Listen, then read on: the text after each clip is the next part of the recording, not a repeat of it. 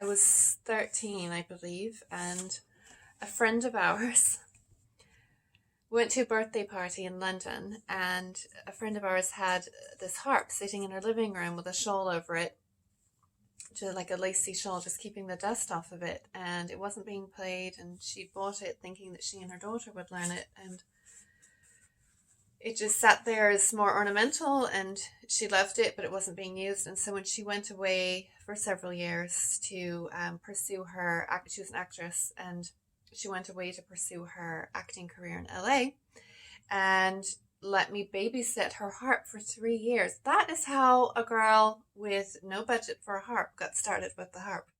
Hi, welcome back to my channel. Okay, let's do this. This is a big project. I did not realize how much music I have piled up. Oh my gosh, like so much of my music that I play is up here. I play by ear a lot. I'll take an arrangement and go 5 ways with it. Sometimes if I do use sheet music. However, I have accumulated more sheet music over the last 30 plus years than I realized. My goal was to be able to keep all my music in one tub. Got all this to sort out, and all this to sort out, and all this to sort out, and well, there's another book back here, and some more on the floor back here.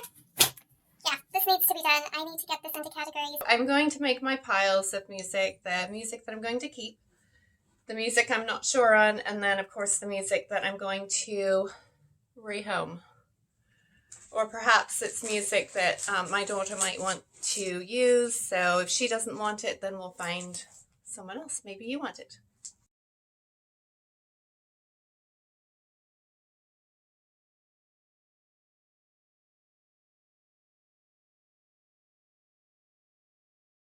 So one thing I do have, I really like these. Some performers don't like these. What do you think?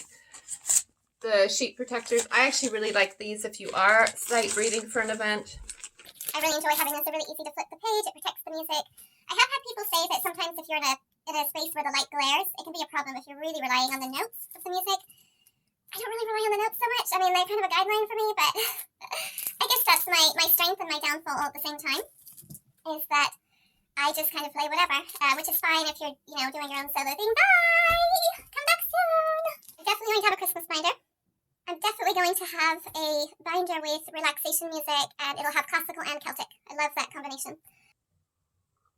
So my love pile, my maybe pile, my donate pile, my fourth pile is going to be... Yep, I'm going to do this. Music that I want to learn. So, either learn or get into my repertoire. Songs of Ireland. Love this book. It's just very simple tunes that, if you're not quite sure how a tune goes... 50 Irish Melodies for All Harps. Love, love, love this book.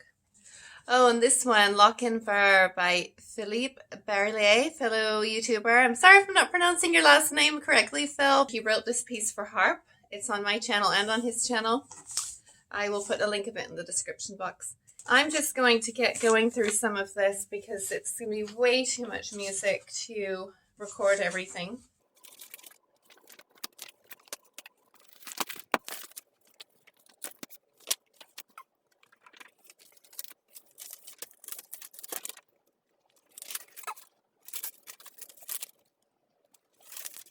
Right, I've come across Autumn Leaves, which I have been working on. I feel like I've been working on this one for years, and I'm just never happy with how it turns out.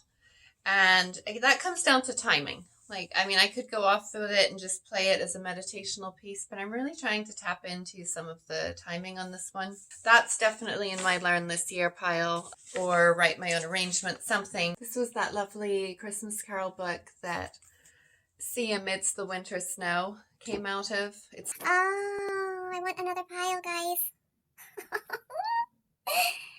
I want to do lullabies. There's so many things I want to do and I keep forgetting what they were. So now I'm really glad I did this. I was thinking that this would just be so boring, like watching paint dry, but this is going to be something I keep for myself to remember what my goals were for the year, so that I keep track of myself. Sweet Dreams by Lori Line. I wonder if Lori Line would give me permission to... Well, on YouTube it would be all right. Certainly for YouTube I can share. I have a number of lullabies in my head that I've wanted to do. I've got a lullaby pile. Another 50 Irish Melodies for All Harps by Sylvia Woods. My darling friend Rachel got this for me. And I don't remember why I have 2 copies, but I love the one from her more. Oh, another Schubert. Yeah, this is why I needed to sort this mess out. Because I've got so many random bits all mixed together. It's just craziness. That's my I don't know title. Ah, probably the best book that I own is Deborah Freya's Harp Exercises for Agility and Speed for non-pedal and pedal harp. Oh yeah, this is one of my favorite books. Classical Music for the Harp, also by Deborah Freya. And these, sometimes I play what's written, sometimes I go off in my own direction with it. There's going to be some overlap, obviously. Some books are going to have the same pieces, and it's hard to tell, when you play so much by ear, how much you hear things over the years, just listening to, classical radio and listening to other YouTube channels, and, what's original? I always wonder about that. If there's nothing new under the sun, and much of what I play is by ear, and I do use sheet music, but I rarely play exactly what's written, and when I do, obviously, I really try to make sure I've given credit to whoever it was that arranged it, but then I feel bad, because I think, well, what if I messed up their arrangement, and that wasn't quite what they meant? I'm like, was it their arrangement? So I do try to give credit, at least if I based an arrangement off of someone else's arrangement. There's just so much going on up here that comes out that sometimes I wonder, well, where did I first hear that? Anyway, this book is fantastic for really simple but complex sounding, I guess, arrangements for harp. 52 Scottish Songs for All Harps by Sylvia Woods. I bet this book is really fun. I've played a few out of it. It's the Bonnie Bell. I feel like I started to learn this one. What is that tune? See, we're going to get sidetracked. Let me see. I don't even know if the harp's in tune, guys. Let me see here.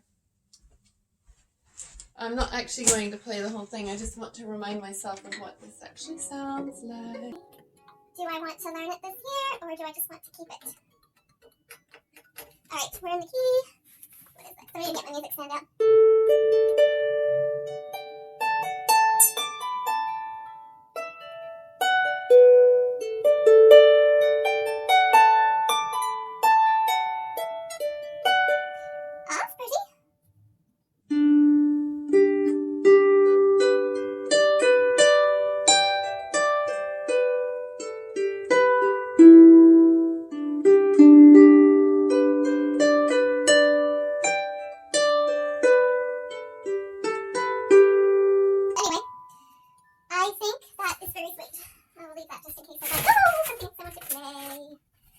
Oh, look how fast asleep he is. He is passed out. This is what he does all the time. He got injured recently, and now he just sleeps all the time. He used to be so feisty. Don't want to wake him up. Look at that.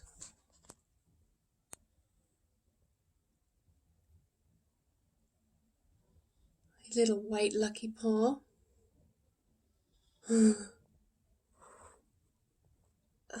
I'm at a really awkward angle to hold that because I don't want to disturb him. So, where was I? The Bonnie Bell. Yeah, I think I might take a look at this Scottish book. That would be... The popular music that I love the most is from 1920s through 1940s, that sort of time frame. So, I'll be including a few of those as well. So as I go through, I'm kind of keeping that in mind. This lovely book is so lovely. I've been afraid to mess it up. It's this beautiful book, again, that my friend Rachel got me. And it's just the loveliest idea, and I feel like, this is probably where I should start writing down my arrangements. It's music paper where you can write your scores down. I really should do that this year. That would be a start, wouldn't it, to getting my pieces out of my head. So I don't know if that would help anyone else, but that would be a starting place. Rodgers and Hammerstein for the harp, I love. Oh gosh, this is what I spent hours working on last year. Yeah, Tchaikovsky from the Nutcracker. That is some hard stuff. It's going on my love pile. Actually, it's going on my work on this year pile. That is some serious music, and I've looked at a number of other videos of other harpists playing it, and the agility required for some of that music is insane. So I may or may not ever share it, but at least it's pushing me to be a better musician, and it's making other pieces seem easier. I always like to have that piece that pushes me to do better, whether or not I ever finish it. So it's serving its purpose. This might take a while. My recordings could be better, even for the home done recordings. If I would probably if I would just read this manual, I'd have better recordings. I'm going to put that in my this year pile. It's going to happen. I'm going to read the same manual. I have to thank my very dear friend Hoppy for that. It's going to happen, I promise. I think in my Christmas pile I'm going to have two piles, my archive and then my work on this year pile. So that's going on my Christmas work on this year pile. All right, I'm going to show you where I'm at. I've got my piles going on, and let's turn the camera around. All right, so here's what's going on. I've got my work on this year pile, Zoom manual, going to get rid, and my love keep pile. And now I'm getting to my big tub. All right, so the bin has been opened, and I feel like this bin's actually pretty organized. I just feel like I need to make room in it for all the other music. If I'm really going to keep my music down to one bin, then I need to get rid of some stuff that's in here. Otherwise, I'm going to have to readdress my theory on how much space I'm going to have to store music. And maybe get a bookshelf or get a second bin. But I kind of feel like if I'm not using it, it's something I haven't used in a really long time. Like, why am I storing it? So, and then there's some things that are just kind of sentimental, which I'm not really very sentimental when it comes to most of this. However, like the first book that I taught myself to learn the harp on, obviously that's a little special. Here it is. Here it is, the very first book. Well, that brings back some memories. Let's see. I was 13, I believe, and a friend of ours went to a birthday party in London, and a friend of ours had this harp sitting in her living room with a shawl over it, so like a lacy shawl just keeping the dust off of it, and it wasn't being played, and she bought it thinking that she and her daughter would learn it, and it just sat there as more ornamental, and she loved it, but it wasn't being used. And so when she went away for several years to pursue her, she was an actress, and she went away to pursue her acting career in LA, and let me babysit her harp for 3 years. That is how a girl with no budget for a harp got started with the harp. So, I get kind of chills thinking about that, just how amazing that was, because I had literally dreamed about learning the harp for 7 years, and that happened. And so I had 3 years with this harp, and that's how I got started. So my very first book with that harp was Begin the Harp with Nancy Calthorpe. And it's an elementary tutor for the folk or non-pedal harp, written in easy-to-read style for the complete beginner. I don't know if the book's still available, but yeah, 1993. I have my name written inside it. Oh, look at that. This has the ash grove in it. I played that as something different recently. Let All Things Now Living. Yeah, that's the ash grove. So I knew it was in my head from somewhere as well. I've had a number of people comment on my channel though who are learning harp. I would say if you can still get that book, highly recommend. It's just come to me. My love keep pile, my archive music is going to go in this tub. My work on this year pile is going to go somewhere more accessible next to Christmas, because that's sort of like an all year long type of thing that I have to work on.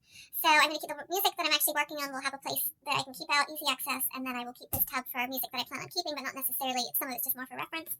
Mozart, flute and harp concerto. See, I just don't see myself ever doing this. I feel like this needs to be rehomed to somebody who would appreciate it and be able to use it. So I'm putting that in my give pile, and if somebody lets me know in the comments, it's yours! At the opera with flute, cello, and intermediate pedal harp. I just don't see myself ever learning this, but somewhere in time I spent $20 on it. I would say that's another one that I'm just never going to, probably never going to use. Love it, probably yes, but use it, no. Want to use it, no. I mean, these are hard choices. I think I found out what I hoard in life. Like, I didn't think I was a hoarder, but I've been hoarding music. Lion and Healy, Master Classic Catalog from 2003. Seriously? Why am I holding on to this? Oh, the Sinfonietta. So this harp right here is the third one on the page, the blonde one. Look at that. And they don't make that one anymore. Right, I feel like this video is getting too long unless I do a part 2. And I feel like a part 2 would be like watching paint dry. I'm just going to end with a few little bits that I found. It's kind of funny. Succeeding in Music. This book I purchased many years ago. What that kind of makes me think about is just how quickly the years go by. I mean, was that 20 years ago? Oh my gosh. But it does make me think about what I want to do moving forward and what I want my time to be spent on. And just kind of what really matters in life. And so, yeah. Oh, kitty boy. Hello. He's going back to sleep. I'm a better version of myself when I play lots of music. That's really all I know. So whatever I'm doing, I know that I'm a better version of me when I play, and I notice a difference when I don't play. Like, it just, affects my mood and just how I feel about everything. So in that way alone, I feel like the harp serves purpose in my life, and I'm so happy to be able to share it with you. And thank you so much for listening in and commenting and supporting and subscribing. I have found so many fun channels as well from all of you. Thank you, and let's have an amazing year. See you soon.